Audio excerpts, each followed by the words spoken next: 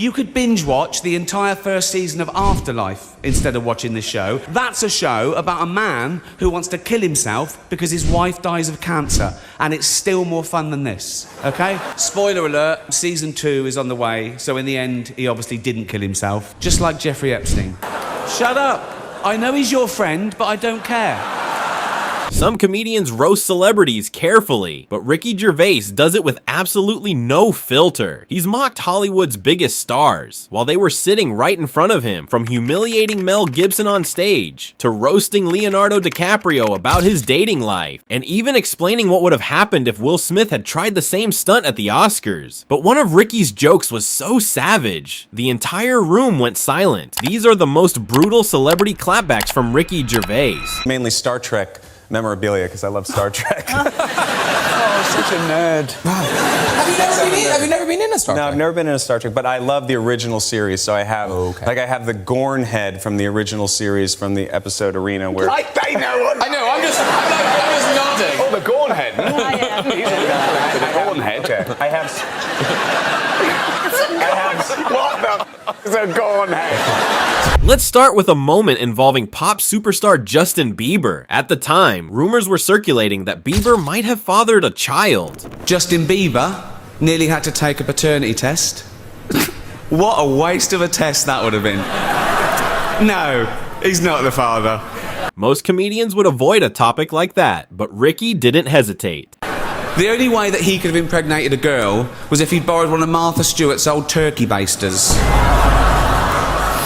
Open wide. Award shows are usually polite, but when Ricky Gervais hosts the Golden Globes, none of those rules apply. One of his longest running targets has always been Mel Gibson, and during one ceremony, Ricky delivered a joke that immediately made the room uncomfortable. Honestly, I like a drink as much as the next man.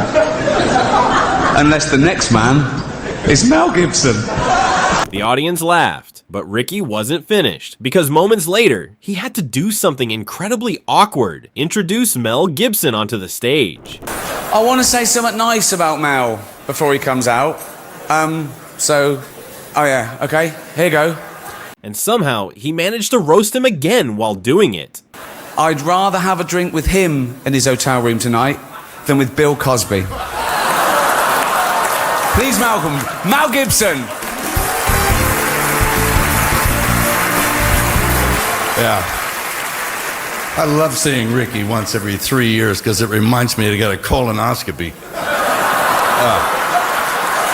Over the years, Ricky has also taken shots at Hollywood's biggest movie stars, including Leonardo DiCaprio. Now Leonardo is known for legendary films like Titanic and The Revenant, but Ricky decided to focus on something else: his dating history. Once upon a time in Hollywood, nearly 3 hours long, Leonardo DiCaprio attended the premiere, and by the end, his date was too old for him. Even DiCaprio himself couldn't help laughing. Even Prince Andrew's like, come on, Leo, mate, you know, you're nearly 50, son. But some of Ricky's jokes weren't aimed at individuals. They were aimed at the entire Hollywood industry, especially during the height of the Harvey Weinstein scandal. The room was filled with powerful executives, people who had worked alongside Weinstein for years. Our next presenter starred in Netflix's Bird Box, a movie where people survive by acting like they don't see a thing. Sort of like working for Harvey Weinstein. And Ricky decided to address the situation directly. You did it, I didn't, you did it. Shut the f*** up. Of course, Ricky doesn't just roast celebrities on stage. Sometimes he roasts the people interviewing him. During one interview, a host brought up the American version of The Office, but accidentally referred to Ricky's show as the UK version. Of course, you play, in the UK version of The Office, play the boss. What is the weirdest excuse that you've ever heard? You say the UK version. Yes. I call it the original. Ricky immediately corrected him. Most people think Steve Carell came up with it.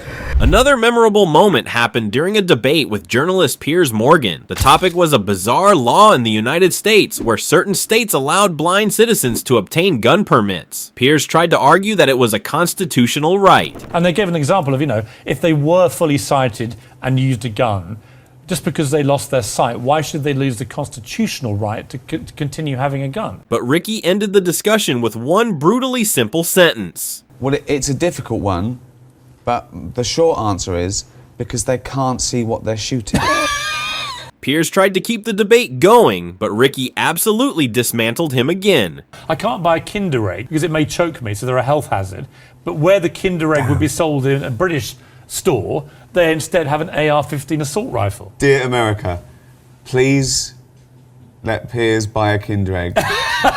but don't let him buy a gun. But one of Ricky's most viral moments came after the infamous Oscars incident involving Will Smith and Chris Rock. When people asked Ricky what would have happened if he had been hosting that ceremony. People on Twitter, it was trending, people saying, oh, what would have happened if Ricky had been hosting it? And I said, nothing, because I wouldn't have made a joke about his wife's hair. I'd have made a joke about her boyfriend. And then that trended, and that made the papers, and it just went on and on. By the time Ricky hosted the Golden Globes for the 5th time, he had completely stopped pretending to be polite. Instead of just roasting celebrities, he delivered a message to the entire room. If you do win an award tonight, don't use it as a platform to make a political speech, right? You're in no position to lecture the public about anything. You know nothing about the real world. Most of you spent less time in school than Greta Thunberg. How dare you? Sometimes the funniest moments happen when Ricky just completely derails an interview for no reason, like forcing Ellen DeGeneres into a massive lie. Ellen, name 3 shows you've binge watched. Binge watch Game of Thrones,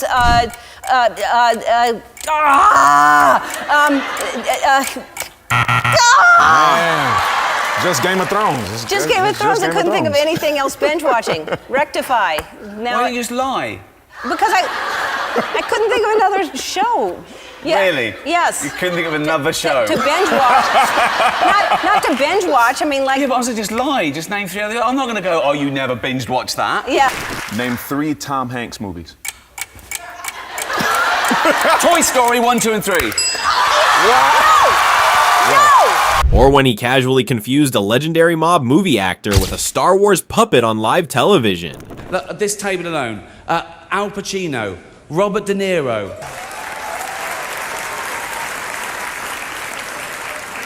Baby Yoda. Oh, that's Joe Pesci, sorry.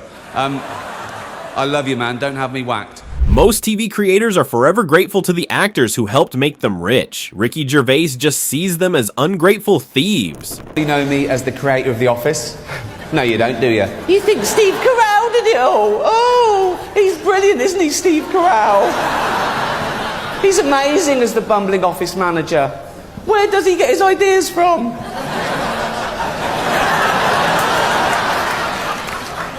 Let's pay. Ricky never let that grudge go. When they finally crossed paths at an awards show, he publicly humbled his own leading man. He was a jobbing actor, career not going that well if I'm being totally honest, who got his big break when I cast him in a remake of a show that I created called The Office. He's now leaving that show and killing a cash cow for both of us. Please welcome the wonderful Tina Fey and the ungrateful Steve Carell. You'd think a room full of billionaires and legends would make Ricky nervous. Instead, he used Tom Hanks just to completely humiliate Tim Allen. What can I say about our next 2 presenters? The first is an actor, producer, writer and director whose movies have grossed over $3.5 billion at the box office. He's won 2 Academy Awards and 3 Golden Globes for his powerful and varied performances, starring in such films as Philadelphia, Forrest Gump, Castaway, Apollo 13 and Saving Private Ryan.